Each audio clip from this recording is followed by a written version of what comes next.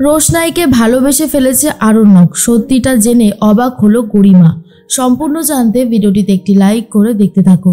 গল্পের শুরুতেই দেখা যায় যে রোশনাইকে অপমান করতে শুরু করে আরণ্যক আর বলে রোশনাই তো পারলে কাল সকালবেলায় যে দোরগোড়ায় এসে দাঁড়াবে তাকেই বিয়ে করে নেবে গলায় মালা দিয়ে। আর এই কথাটা বলার পরে আরণ্যক চুপ হয়ে যায়। আর ঠিক তখন বড়মা উত্তর দেয়, বাদশা এ তুই কি বলছিস? আজকাল কথাগুলো একটু ভেবেচিন্তে বল। তুই যেগুলো বলছিস সেগুলো কিন্তু একদমই ঠিক হচ্ছে না, কোথাও ভুল হচ্ছে। তুই শুধু শুধু মেয়েটাকে এইভাবে দোষারোপ করতে পারিস না। ও কি করেছে? ওর তো এখানে থাকলে অপমানই হচ্ছে। দুইবার ওর জীবন নিয়ে টানাটানি পড়ে গেছিল, সেই কথা কি তুই অস্বীকার করতে পারবি? বল না, পারবি অস্বীকার করতে? তাহলে ওর তো বিয়ে হয়ে যাওয়াটাই ভালো। আর সবাই মিলে যখন সিদ্ধান্ত নিয়েই ফেলেছে তখন আর কি বা করা যাবে। এর মধ্যেই গরিমা তখন বলে, আচ্ছা আমিও একটা কথা বুঝতে পারছি না, যে রোশনাই যদি নিজের ইচ্ছায় এই বিয়েটা করতে চায় তাহলে আরণ্যক তোমার এত সমস্যা কেন? আরণ্যক তখন বলে, কে বলেছে আমার সমস্যা? আমার কোনো সমস্যাই নেই। আমি শুধু এটুকুই বলতে চাইছি, যেটা হচ্ছে সেটা ভালো হচ্ছে না। রোশনাই সব কিছুতে একটি বড্ড বেশি করে ফেলছে। আর ঠিক তখনই বড়মা বলে, রোশনাইয়ের বিয়ে হয়ে যাওয়াটাই ভালো, তাহলে এই বাড়িতে অনেকেই খুব ভালোভাবে থাকতে পারবে।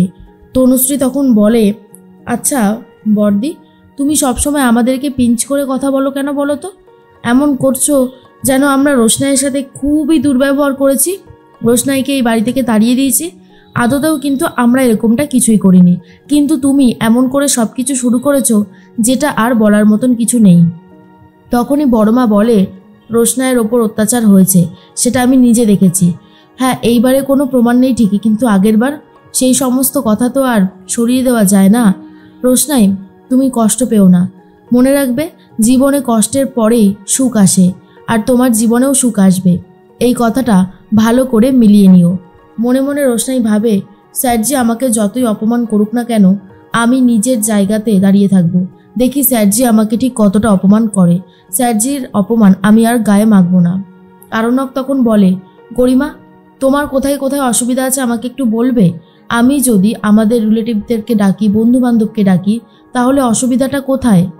গরিমা তখন বলে, আরণ্যক, তুমি এই কথাটা কেন বুঝতে পারছো না? আমাদের যারা বন্ধু বান্ধব আছে তারা সবাই ভিআইপি, আর তারা বাড়ির কাজের মেয়ের বিয়েতে আসবে। এই ব্যাপারটা একটু হাস্যকর টাইপের লাগছে না? আরণ্যক তখন বলে, না লাগছে না। আমি আমার তরফ থেকে ইনভাইট করব, যে আসার আসবে আর যে আসার আসবে না। সিম্পল। তুমি যে কেন এটাকে নিয়ে এত বেশি বাড়াবাড়ি করছো আমি সেটাই বুঝতে পারছি না। আর রোশনাইয়ের বিয়ে উপলক্ষে আমি ভাবছি যে খুব তাড়াতাড়ি কেনাকাটাটা সেরে ফেলবো। পারলে আজকেই যাব, তুমি আমার সাথে যাবে? গরিমা তখন বলে, অসম্ভব। বাড়ির কাজের মেয়ের বিয়ের জন্য কেনাকাটা করতে আমি আমার ব্যক্তিগত সময় নষ্ট করতে পারবো না, সেটা সম্ভব নয়। তখনই গরিমার কথা শুনে জাহ্নবী বলে, বাদশা, গরিমা যদি না যায় তাহলে তো তুমি খুব দামি দামি জিনিসপত্র কিনে নিজের টাকা নষ্ট করবে। এরপর রোশনাই বলে, আমার এসব কিছু চাই না, কিচ্ছু চাই না। আমি কি বলেছি আমার এসব চাই? আপনারা একটা কথা কেন বুঝতে পারছেন না? আমি আপনাদের হাতের পুতুল নই। যখন ইচ্ছা হবে তখনই আপনারা আমাকে নাচাবেন। আমার যেটা ইচ্ছা সেটা করব, আর যেটা ইচ্ছা না সেটা করব না। আরণ্যক তখন বলে, শাট আপ, একটাও কথা বলবে না তুমি। আমরা তোমার জন্য যেটা ভালো বুঝবো সেটাই তোমাকে করতে হবে। আশা করি তুমি তোমার কথাটা খুব ভালো মতন বুঝে গেছো। এর মধ্যেই মনে মনে রোশনাই ভাবে, স্যারজি আমাকে প্রচণ্ড অপমান করছে, আমার তো একদমই ভালো লাগছে না। কিন্তু কিছু করারই নেই, কারণ স্যারজির বাড়িতে আমি থাকি। স্যারজির করা অপমানটা আমাকে সহ্য করে নিতেই হবে। জাহ্নবী তখন বলে, এই রোশনাই, তুমি কিন্তু বাদশার সাথে বড্ড বেশি খারাপ ব্যবহার করছো। কেন বলো তো? কি করেছে ও যে তুমি ওর সাথে এতটা খারাপ ব্যবহার করছো? তুমি কিন্তু কাজটা মোটেই ঠিক করছো না। ঠাম্মি তখন বলে, একদমই ঠিক কথা বলেছো জাহ্নবী। আমিও অনেকক্ষণ ধরে লক্ষ্য করেছি যে বাদশাকে কথা শুনিয়েই যাচ্ছে। ও হয়তো ভুলে গেছে বাদশা ওর জন্য কি করেছে। যদি বেনারস থেকে ওকে উদ্ধার করে না নিয়ে আসা হতো তাহলে রাজেশ ভাইয়ের কাছে ওকে থাকতে হতো। রোশনাই তখন বলে, আমি তো বলিনি আর আমাকে উদ্ধার করে নিয়ে আসার জন্য। স্যারজি যদি নিজের ইচ্ছায় কিছু করে তাহলে আমি কি করতে পারি? এখনও স্যারজি আমার কথা শুনছে না। এবার বলুন, সবটাই আমার দোষ? তখনই গরিমা বলে, রোশনাই চুপ করো তুমি, আর একটা কথাও বলবে না। এর মধ্যেই আরণ্যক বলে, গরিমা আমার এই বাড়িতে থাকলে দম বন্ধ হয়ে আসছে, চলো আমরা কোথাও একটু ঘুরে আসি। এই বলেই গরিমাকে নিয়ে আরণ্যক বেরিয়ে যায়। আর অন্যদিকে রোশনাইয়ের অনেক খারাপ লাগে, কিন্তু তবুও রোশনাই কোনো কথাই বলতে পারে না। রোশনাই ঘরে গিয়ে কান্নাকাটি করছে। বড়মা গিয়ে তখন বলে, আমি জানি রোশনাই, তোমার অনেক খারাপ লাগছে, তুমি বাদশার কথাগুলোকে ধরো না।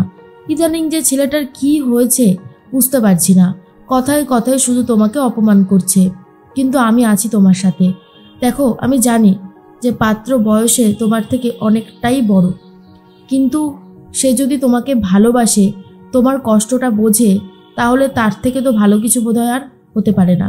আমি বলছি একদিন সব ঠিক হয়ে যাবে, সব ভালো হবে, তুমি আমার কথাটা মিলিয়ে নিও, সেদিন আর তোমার কোনো কষ্টই থাকবে না। এদিকে আরণ্যকের সাথে কথা বলে গরিমা।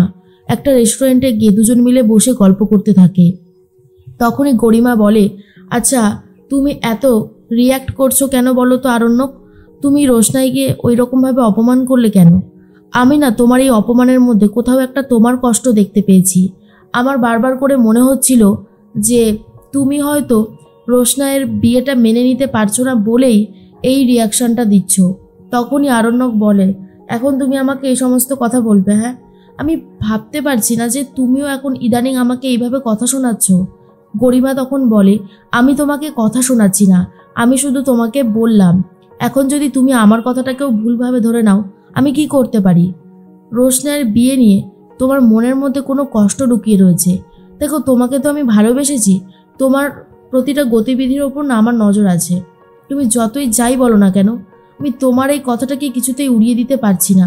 আরণ্যক তখন বলে, ওর ওপর রাগ করার একটাই কারণ যে ও আমার সাথে এইভাবে কথা বলেছে, আমি যেটা বলেছি ঠিক সেটার এগেনস্টে গেছে, ব্যাস সেই জন্যই আমার ওর ওপর এতটা রাগ, আর কিছুর জন্য নয়। আশা করি তুমি আমার কথাটা বুঝতে পেরেছো। কিন্তু গরিমার মন সাড়া দেয়। গরিমা আরণ্যককে বলে, তুমি কি কোনোভাবে রোশনাইকে ভালোবেসে ফেলেছো আরণ্যক? তখন আরণ্যক বলে, দেখো কাণ্ড, যেখান থেকে মুক্তি পাওয়ার জন্য আমি এখানে এলাম সেই টপিকেই তুমি কথা বলতে শুরু করেছো, আমার একদমই ভালো লাগছে না। গরিমা বলে, আমি এই সমস্ত কথা বলতে চাই না, কিন্তু আমি বলতে বাধ্য হচ্ছি, আমার অনেক খারাপ লাগছে। কিন্তু তুমি একটা কথা বোঝার চেষ্টা করো যে তুমি যদি রোশনাইকে ভালোবেসে ফেলো তাহলে আমার কি অবস্থা হবে? কিন্তু আরণ্যক বারবার করেই বলে, আমি রোশনাইকে ভালোবাসিনি। এদিকে রোশনাই খুবই কান্নাকাটি করতে থাকলে বড়মা রোশনাইকে বোঝায়, একদিন সব ঠিক হয়ে যাবে। কিন্তু রোশনাই বুঝতে পারে, স্যারজি আমাকে যেভাবে অপমান করলো, আমার কোনোভাবেই আর কিছু ভালো লাগছে না, যত তাড়াতাড়ি সম্ভব আমি এই বাড়ি থেকে চলে যেতে চাই।